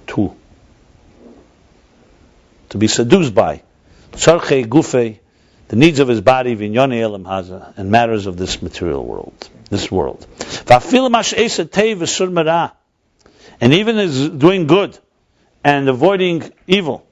U'me'eres ha'avel Hashem, l'dofka by u'beteirosei, and he awakens his love to God, to cleave to Him and to His Torah. U'mitzad yigiyas hanefesh. It requires mitzad. It comes from exertion. Shemiyagiyas hatzmei, that he exerts himself ba'amal, with hard work, toil, v'yagiya, and effort, exertion. Lizbeinen b'gdulas Hashem, to meditate, to contemplate on the greatness of godliness. Lahatis levove, to incline his heart. V'nikra la'seisa la'ava. And this is called la'seisa la'ava. Is that an expression? La'seisa la'ava? You know this expression? La'seisa la'ava. To make it be loving. She'asuya rak al-yedei zbonus loy shalev chofetz ba'atzma. That means la'seisa la'ava. In other words, you have to make it. You have to compel it. You have to impose that it should come to la'ava. Shasiyah, it only comes through this contemplation. Loi shalev chafetz ba'atzma. Not that the heart desires it on its own. Ki mitzad hechrech hasogas hameach. What he said before. This is mitzad hechrech hasogas hameach. So number one, our natural inclination is to gashmias and elam haza.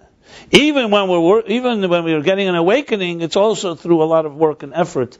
First, contemplation and compelling your heart, because your heart on its own, is not interested. Like he said before, by Beis HaMikdash, it's not just that the heart is compelled, that the heart actually wants on its own. And here, it's only because the mind is compelling, the comprehension of the mind compels. Like it says in Teireh, in the Maimer of Zocher of Amalek. Didn't we mention this Maimer before? Yeah, the beginning of Kuf Yud. Yeah. He's mentioning it again. The beginning of Kuf Yud, this Maimer was mentioned. Right. That's what it says there. V'nikra b'china zu acher. And this is as opposed to ponim that we were learning before, face to face, which means the whole inner energies, and this is where your investment is and your passion. This is called acher. V'kamashikosov ki ponu alai erif. Erif. That you turned yourself with your back. Ponu alai. Because it's secondary. Erev. Basically, you turned your back on me. Panu elai Erev. So you're standing and you turned around with your back, with your back. Yeah. Panu means like pnia. Panu as in movement. They turn. Turn elai Erev. Pirush dafila masha panu elai. Even when you're turning to me already, not when you're involved in your own selfish pleasures. Hu mebchinas Erev. That's interesting. That's nice. You're turning. You're also turning with your back. You're not even giving me your pnimius. Shu b'chinas chitzenis v'acharayim, which is the outer and extremity and the back. She'ena ela chayes mut. It's only diminished energy. You only give me a little of yourself. This is what it means. I sleep in galus. I slumber. I am asleep in exile. Shekamoy b'shina, just like by sleep. What happens by sleep? What happens when a person is asleep? They're still alive, but the faculties of Riyah and Shmiyah that were by Beis Hamikdash so alive are concealed. Your eyes and ears are not functioning; they're concealed. Same thing, Zman Hagolus is just like Shina, sleep. Your eyes are completely concealed. There's no vision; you don't see anything. That means even with our open eyes, we're not seeing anything.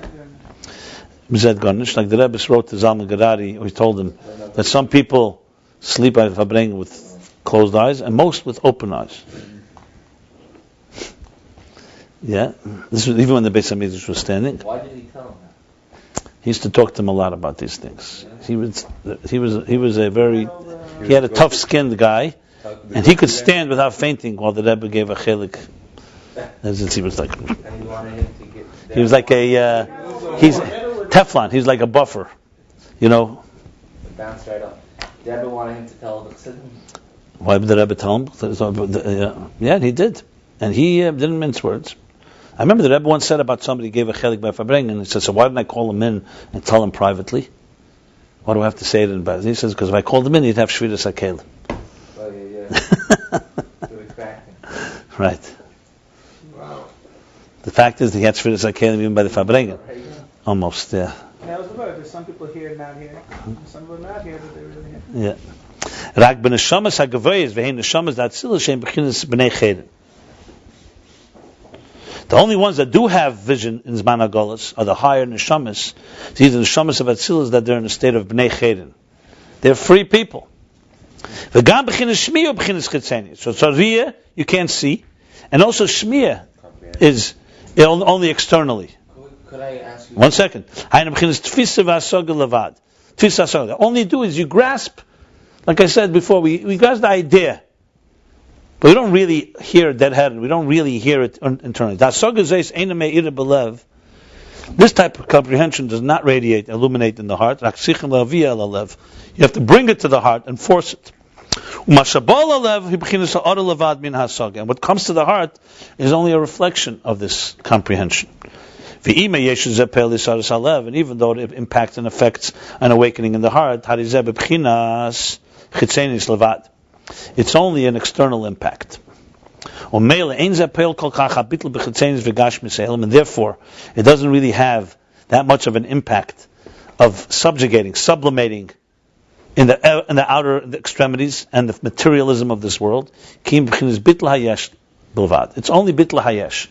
It means it doesn't fundamentally change. It means it's a type of taming, harnessing, a type of like limiting the yesh. So some type of bitl yesh that the yesh is weakened. And especially after prayer, like he says in Tanya Perikut Beis. Now, special prayer, when the ava that you already had, chelefes moves on. Chelefes means dissipates and iveres and moves on. This level is not easy. I know. The first line was very easy. You just have his garbus of Elam Hazan and this. That one is the only one relate to. Yeah, but good. It's true. He said this comes with great effort and doesn't come easily. Let's go on. In the parentheses, he's qualifying. This has many levels. In the Aveda, in the service during davening, and the impression and the residue, the impression that remains from this, I'll call a yem on all day long. Like it says elsewhere. So he's basically saying it's true, there's an impact, but there's levels in this. There's what you have during davening, there's the effect it has afterwards, and so on. Now he's going back, and this level is called nefila, fallen down, downfall. This is the level of, this is a downfall. Compared to the muhus hanefesh, to the personality, the true personality of the soul on its own, according to the root of its being chitzva, shaped. Chitzva is like etched. Chitziva. Makar chitzva means like the source of its creation, the source of its. It's like the mountain from which it was chipped off. Yeah. Makar chitzva. It's like the quarry, right? Like the makar chitzva, the place from where it was chipped off, so to speak, where it was yud. Yeah. So the personality of the soul on its own, from the source, from where it was yud.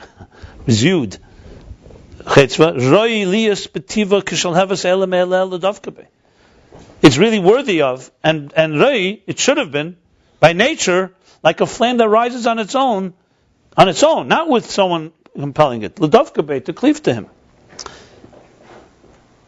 So what would be the neshama on its own? Not nefila, it wouldn't be falling down, it would be rising upward. Elakol zeh, meaning all that he said above. All this, that the soul is not that way. So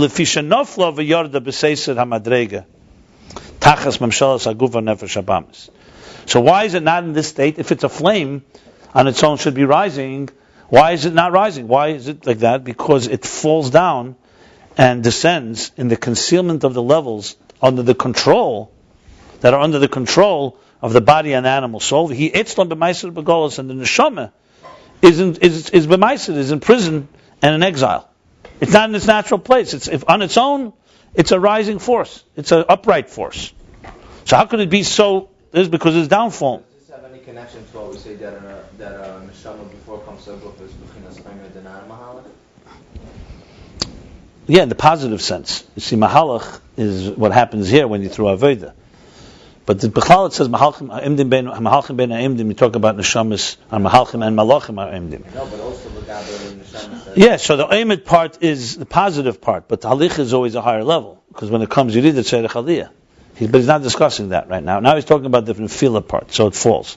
V'hinei Hashem mater asurim v'semech neflim. Now Hashem, He frees the imprisoned ones, the prisoners. V'semech neflim, and supports the fallen ones. Means uplifts them up. Semech supports. Shesemech es neshamis Yisrael. He supports the souls of Israel. Lahakimam b'nefilosam, to raise them up from their fall. Lashiv el Hashem liyaz b'chinas panim and panim, to return to Hashem, that they should stand in the face of face to face. Now the story of Rabbi Weinberg, where the Rebbe went down to pick up the envelope that fell. You know the story? Yeah, Kolin Yoni is Sufheim. So Rabbi Weinberg told me the story. I asked him, so I know the exact precise story. The story goes, it was once late at night, he had something emergency, wanted to get a bracha from the Rebbe. But it came to 7:70, already 11:30, 12, the time the Rebbe would go home. And Rabbi Chadikov was already in the Rebbe's room, which means it was the last. And then the Rebbe would come out and go straight to his car home. So he came, and they had this zettel. The secretaries told him, too late. But Rabbi Chadikov was there. You know what? Maybe if you wait. So instead of waiting, what he did is he put the envelope in the crack of the door. He thought Rabbi Chadikov will come out first. He'll see the envelope fall, and he'll give it to the Rebbe. And that's what he did. The Rebbe came first, and he stood there inside. He saw, and the envelope fell. Rabbi Chadikov missed it, didn't see it. The Rebbe saw it, so the Rebbe picked it up and took it with him. So he was very disturbed. So in the morning, he write immediately another letter to the Rebbe, saying that he's very apologizes that his haste and all that it caused the Rebbe to bend down and pick up Ufheben. Who wrote the letter? Rabbi Weinberg. So he caused the Rebbe to bend down to Ufheben. He wrote to pick up and lift the letter. So the Rebbe wrote to him, and nothing to apologize. Harikol inyoni, my whole inyan is, and he circled the word she'ufed, which is this thing here. So it's all is to lift. Semich neflim, support the souls, and lift them up. These beginners panim bepanim. Now, why is the neshama, like the Rabbi could say, it says Hashem semich neflim, because like he said, neshama's gevayis, neshama's atzilas on this earth are here, they're free and they're upright. Ein Yaakov, they walk with kema skufa. So they give us the power to help lift us up to Hashem. Panim bepanim. V'hamshochi yadei hamitzvos. Shein rotzen el yadehem ha'irdim esarotzen b'nefesh. V'hamshocha. Meaning, how do you achieve this lifting up? How does the transmission take place? Hamshocha. It's through mitzvahs that are the divine desire, will. Being that they're the will of Hashem, the desire of Hashem, they awaken the desire in the spirit, in the soul. With an abundant, increased love. This in general is the revelation of the core soul, of the soul. And through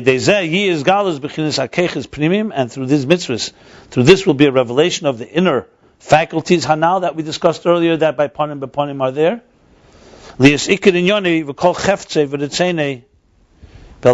That is primary thing. It would be not gashmis as he spoke before. But his desire and his rotzen, his desire and his will be all in godliness. It's not something I could say is Rein B'chush, that through mitzvahs you see this. It depends by whom. If you do it right, you see it. A person does mitzvahs. You know, as a person does mitzvahs, it affects them. Which mitzvah are you talking about? Yeah, if the mitzvah is if you're yeah, but I'll give me an example of a mitzvah. Examples, mitzvahs. Mitzvah Avos Yisrael does this. We're not so much. It's filled with shibud halev hameich, with kavanah. That's what it's supposed to do. If you do it properly, if you don't do it, you do everything mitzvah sanashim alamada mechanically. Most likely, you're not going to have much impact, but revealed, because you're doing it you do it mechanically, the impact will be mechanical. You do it more previously, it depends. I mean, you're talking about this is achievable. First, you have to imagine that it's achievable. Then you have to work on doing it. He said clearly it's yigiyah, it's Shuma. He called it a berev yigiyah. This is not simple to do. He's saying now he's spoken about Hashem matar asurim. Hashem is giving us power. There is the possibility. This is explaining as the possibility. Possibility, but he's explaining how also. Every mitzvah can be done. If it's done right, will give you power. If it's not done right, you can imagine. It's like screwing in the screw the wrong way. You have to do it the right way. A mitzvah is a way to do a mitzvah. The way most of us do mitzvahs is called lip service. Mechanical. You know what mechanical means? Obviously, you could expand on that for hours. Yeah, it's very simple. I'm not saying it has no impact. Even mechanical can have impact. But far, if you want this type of impact, you have to allow it to impact, you know. What is Shabbos? Shabbos is meant to be a day where there's less materialism and more spirituality. Did any of you ever experience Shabbos like that? If you haven't, then you're not. Then you. It's like someone who eats kosher but it's not kosher. You're keeping Shabbos, but Shabbos is not keeping you. You can put it that way. Shabbos is a ruchnistic day. You have to go into a place of mind. It doesn't just happen because you eat shont or because you're not doing work. That's the technical part. It's a mode, Yom Kippur. The reason it doesn't have impact, above all, is not because we're Mugushamim, because we don't do anything about it. We just mechanically come to shul and do what we do every day, but now we're doing it with a kittel or with fasting, or whatever it is. It's a state of being. I mean, the whole point of Chassidus is to bring a person to a consciousness that connects to it, not just to do it mechanically. You don't need all of this to do it mechanically. Mechanically, we learned already, is a nekuda. The whole point is to make it part of you. Our passion goes in Gashmis, because that's what we identify with. What he's saying here is that's how we begin. But not all hope is lost. It's in goals. You're asleep. Now the question is, what are you going to do about it? It's not going to come without effort. When it comes to business, or anything else that we succeed in this world, everyone knows you guide the mitzvahs. No, everyone knows you're not going to stay asleep in your bed and you're going to make money. It doesn't work that way. Why do you think in Ruchnis it's less than that? You think you're going to achieve gains in Ruchnis without work? Even if you try very hard? What? You try very hard to make money while you're asleep? Sometimes, how do you try? Once they created a plan and they worked hard, they did something. But rarely does it happen just without anything. Well, the point, the klal you guide the mitzvah is an important klal. You can't expect magical results without doing something for it. Now, God wants to be merciful and make it easy. Fine, so be it. But from our point of view, it's about effort. The mechanical part of it is just to set the stage, to experience the actual. Like a keli. Right? Yeah. However, as I'll say, if he didn't do tshuva, they will be redeemed. In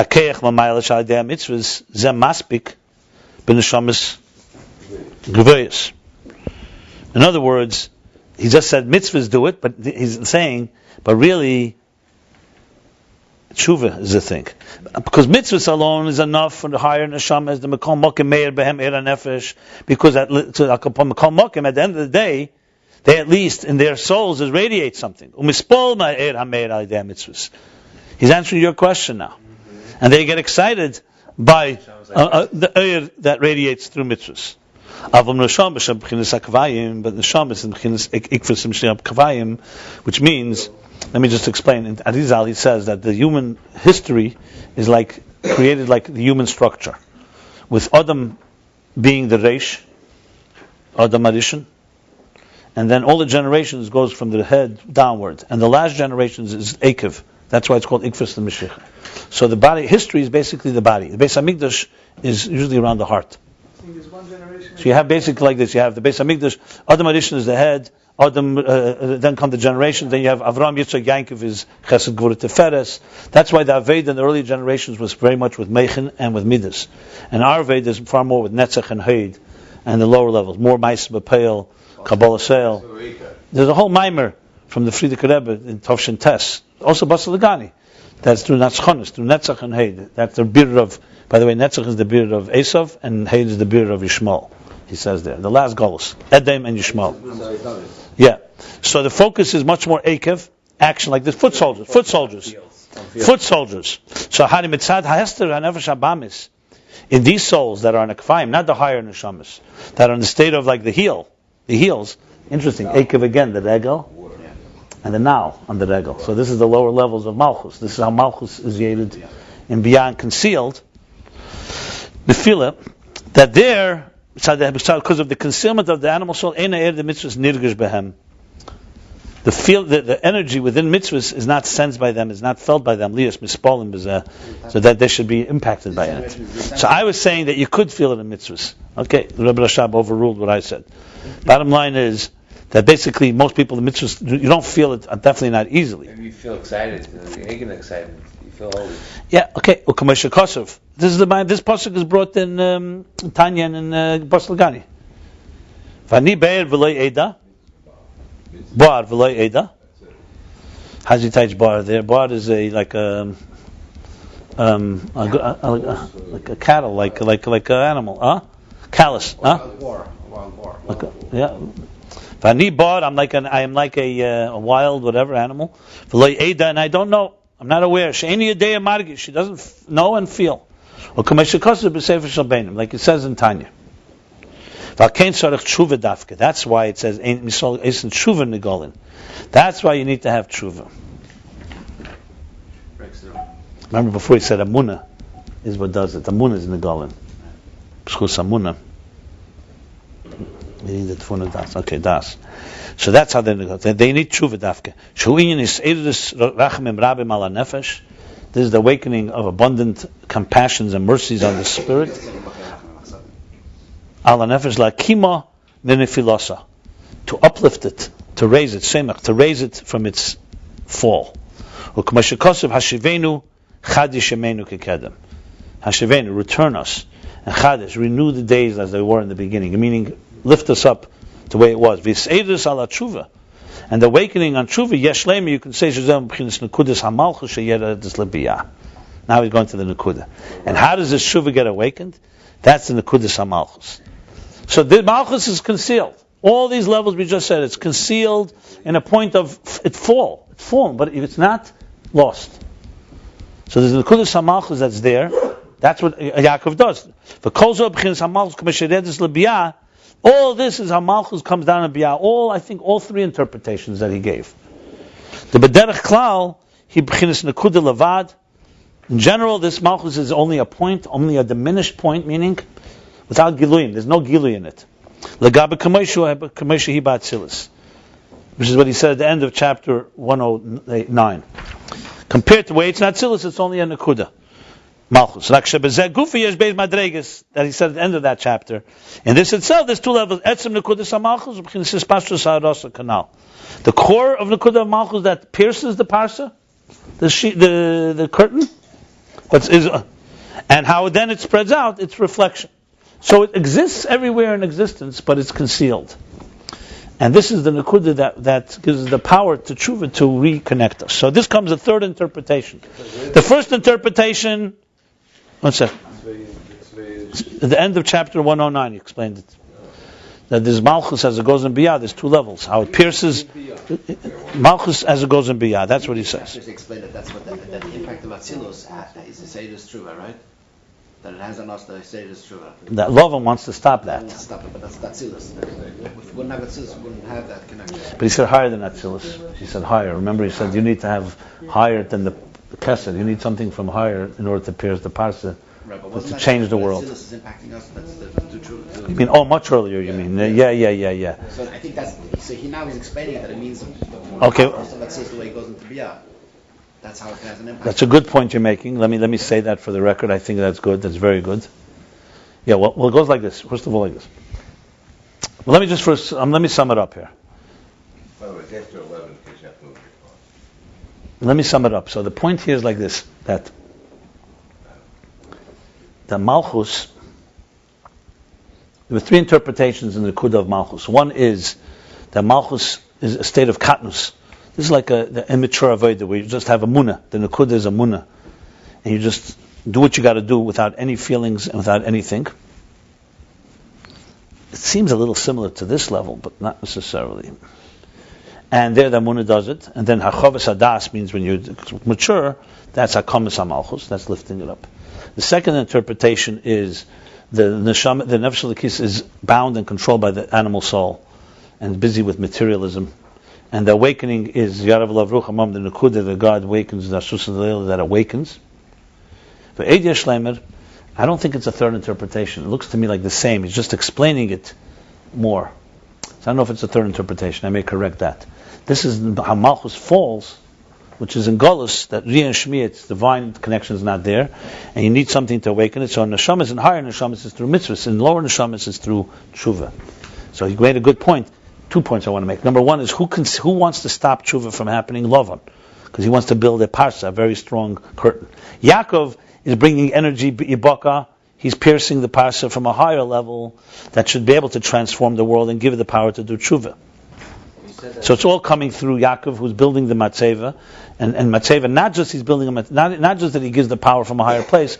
Even in the world of midah v'gvul, where the air is defined, he's also creating first a matzeva before Lavan's mound. He builds a marker that brings it down. And he made a good point. He said earlier we spoke about makifim, the effect of makifim. So the kesed of Atzilus, he said, its impact is that it does is the awakening of tshuva. The kesed of Ak, his impact is what was the impact of Ak? Was Mrs. Nefesh, and so on. So it's true, but here he's talking about the impact of Eretz HaGvul, not Eretz HaBli. I think, but maybe the higher level Yaakov brings from before in the parsha, that's somewhat of Eretz HaBli, and that affects this, and it lifts it up. Even Malchus, as it manifests in Gvul, should also have the power to have tshuva. Because the source of tikkun Yeah. is So let's say the kitzur v'eid yeshleimer,